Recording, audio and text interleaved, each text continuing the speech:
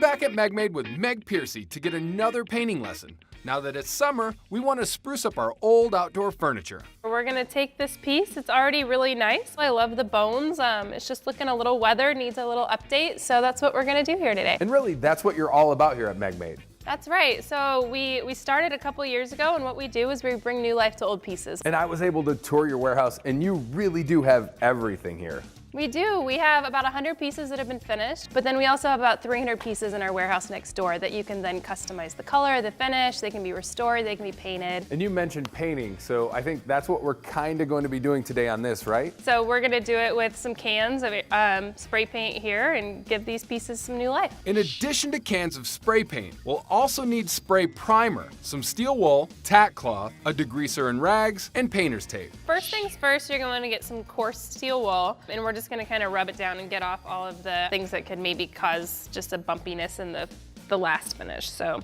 that the primer will fully stick as well. Okay, that sounds easy enough. Something I can actually do. You can rub pretty hard on it too. It doesn't matter if the paint comes off. The lacquer lasting all comes down to the prep on it.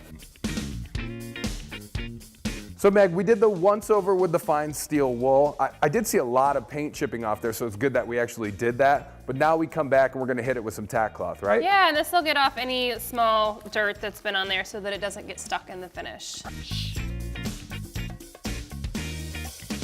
So we got all the loose debris off of there, but you want to hit it again one more time. Hey, why not? You know, when you're working with spray paint, anything that has like a wax or an oiled substance will then chip really quickly. And so this just degreaser just makes sure that it's gonna last for years to come.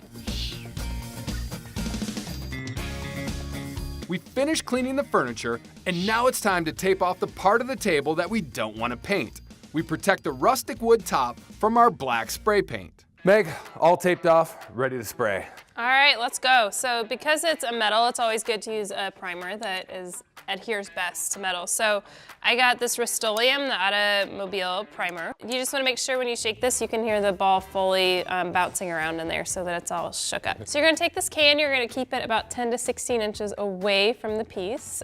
So not right up on it, or it'll get too much paint and it'll drip. Yep. So it's better to do multiple thin coats than one thick coat. So you'll just take it and you'll go lightly over the whole thing. The primer we used is the gray primer. Whenever you are shooting anything in a really light color or like a black, it makes sense to go with a gray primer, or else you're gonna have to do several more coats. We let the table dry for about 30 minutes.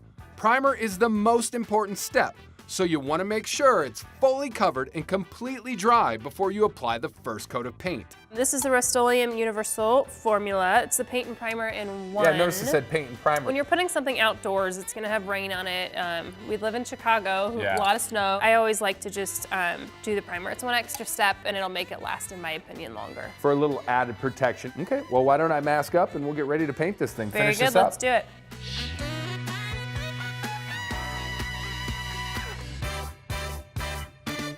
Meg says it's better to do several light coats than one heavy coat, so I take it easy, letting it dry in between coats. For this piece, we paint on 2 coats of black to get full coverage. Meg, I am thoroughly enjoying this redone outdoor furniture. Me too. And we all know in Chicago that our patio furniture gets beat up constantly by the elements. This is a great way to prolong the life of it. Yeah, exactly. As you said, we go through the salt on the steps, we go through the rain and the snow. You really need to prime it correctly and prep it correctly for it to last for a long time. My only question for you is, do you happen to have a grill, maybe a cold beverage we could enjoy while we're sitting here? Hey, let's do it.